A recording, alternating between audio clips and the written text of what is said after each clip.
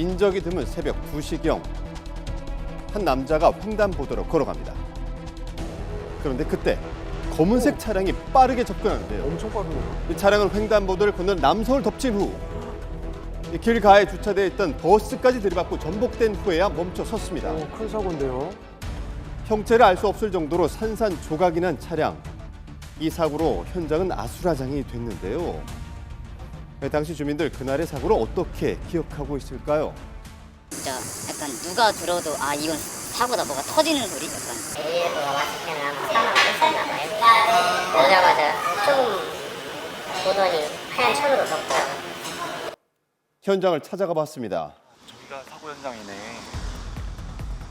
기울어지고 부러진 나무들. 아직까지 참혹했던 그날의 흔적이 도로 곳곳에 남아 있었는데요. 결국 현장에서 숨진 피해자. 가해 차량의 탑승자들도 크게 다쳐 병원으로 이송됐다고 하는데요. 이 사고는 현재 조사 중인 상황이라고 합니다. 경찰의 이야기를 들어봤습니다. 차량 안에는 캄보디아 외국인 2명과 그리고 내국인 1명이 총 3명이 탑승하고 있던 그런 상황이고, 같은 농장에서 근무하는 1명은 업주고 2명은 이제 종업원인 것으로 그렇게 파악이 되고 있는 상황이고요. 회식을 하면서 술을 마셨다고 합니다. 충남 논산의 한 농장에서 회식을 마친 후 약 40km 떨어진 대전까지 차를 몰고 왔다는데요. 그런데 현재는 운전자가 밝혀지지 않았다는 뜻밖의 말. 동승자 3명이 서로 운전을 하지 않았다고 그렇게 서로 이제 부인하고 있는 그런 상황입니다. 그래서 운전하게 된 경위, 그다음에 이동 경로 이런 부분들은 현재 조사 중인 상황입니다. 피해자의 장례식장을 찾아가 봤습니다. 어제 오전 발인을 마쳤는데요. 어렵게 피해자의 부모를 만난 제작진. 평소 어떤 아들이었는지 이야기를 들을 수 있었습니다. 다른 자녀분은 없으신가요? 외아들이신가요? 이제 28. 취업 이제 준비생인데 성실했죠. 얘가 술도 거의 안 먹거든요. 다른 생활만 했다고. 친구랑 저녁 약속이 있다고 해서 저녁만 먹고 집에 일찍 들어왔어요. 그날따라 조용히 이렇게 커피를 사러 나간다든지 할 때는 그냥 잠깐이니까 집 앞에. 아파트와 바로 이어져 있어서 거의 매일 다니는 길이었고 그날도 잠시 간식을 사러 나갔다 사고를 당한 것 같다는데요. 논산에서 여기 오는 길은 그렇게 순탄한 길이 아니에요. 꼬불꼬불해가지고 웬만큼 운전을 하지 않는 이상 힘든 도로예요.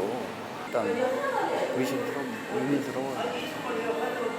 진실대로 판명 났으면 좋겠어요. 뭐가 진실인지.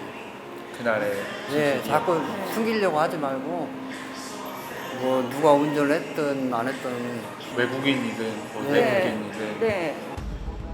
사망자는 있지만 운전자는 없는 사고. 동승자들이 모두 운전을 안 했다고 주장하는 상황에서 처벌은 어떻게 이루어지는 걸까요?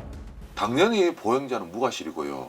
음주운전 차량이 사고 나고 수습을 안 하고 그 현장을 떠나면 특가법상 도주치사죄에 해당됩니다. 뿐만 아니라 검거되고 난 뒤에 누가 운전했는지도 이야기 안 한다. 그러면 범인도피죄, 증거인멸죄까지 추가될 수 있습니다. 최근 음주운전 사고 소식이 끊임없이 이어지고 있는데요. 얼마 전이죠. 서울에서도 믿기 힘든 사고가 발생했습니다. 한 차량이 갑자기 오토바이 앞으로 끼어들더니 굉음을 내며 가속한 이후에 비틀거리면서 주행을 하고 있는데요. 오토바이가 앞을 가로막고 있던 바로 그때 그냥 가나요? 후진을 하더니 앞에 서 있던 배달 기사를 치고 그대로 달아납니다. 현장을 직접 찾아가 봤는데요. 이곳이 바로 사고가 발생했던 장소입니다. 당시 SUV 차량 한 대가 갑자기 오토바이를 충격한 이후에 그대로 달아났다고 하는데요. 피해자를 직접 만나보겠습니다. 옆에 있던 차였거든요. 좀 너무 말도 안 되게 무리하게 끼어들었어요. 운전을 좀 험하게 하는 사람인가 보다 생각을 하고 제 갈 길 계속하고 있었는데, 그런데 깜빡이도 좌우로 켰다 껐다 계속 부르고 브레이크 계속 밟고 섰다 계속 하면서 마지막에 우회전을 하는데 인도를 거의 닿을 정도로 확 돌리는 거예요. 그것도 가속을 하면서. 그래서 이건 무조건 음주운전이다라고. 자신을 치고 달아난 차량을 곧바로 쫓아가 다시 앞을 막았는데요. 카메라 다 찍혔어요. 내려요. 그러자 이 불법 유턴을 한 후 유유히 또다시 빠져나갔다고 합니다. 그렇게 총 3차례 피해자를 쳤다는 가해 차량. 이 골목길에 들어가 승합차를 들이받고서야 멈춰 섰는데요. 그런데 내리자마자 한 말이 너무 충격적이었습니다. 그냥 보험처리할게요. 아니요, 경찰 불렀어요. 보험처리할게요. 그러니까 술을 많이 마셔가지고 술lep사를 확 풍기는 느낌. 내리자마자? 네네.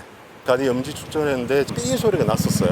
결국은 면허 취소 수치였던 거죠? 근데 그 자기는 그 체를 하겠다고 또 얘기를 했어요.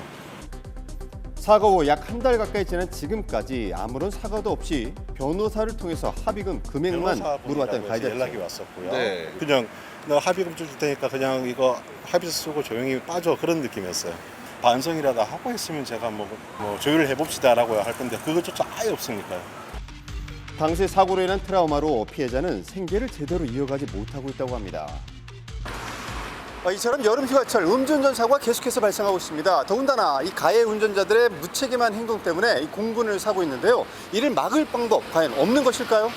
마약범죄의 재범률이 30% 이상대라면 음주운전 재범률은 40%대 이상입니다. 단속이 제대로 안 이루어지다 보니까 오히려 운이 없었다 이 생각을 가지고 또 하게 됩니다. 최근 인기 가수의 음주운전으로 비뚤어진 팬심으로 오히려 옹호하는 태도까지 보이기도 있었고요. 이렇게 행동을 하면 음주운전에 대한 경각심은 반감되고 음주운전은 더 일어날 수밖에 없습니다. 철저한 단속을 해서 음주운전하면 무조건 걸린다라는 생각을 운전자에게 가지게끔 만들어주고 강력한 처벌 뒤따른다면 이러한 음주운전 근절될 것으로 보입니다. 많이 아팠을까 봐. 사고 났을 때 많이 안 아팠으면 좋겠어. 좋은 데로 가. 엄마도 착하게 살아서 나중에 처음 가서 다시 만나자. 타인에 대한 잠재적 살인 음주운전.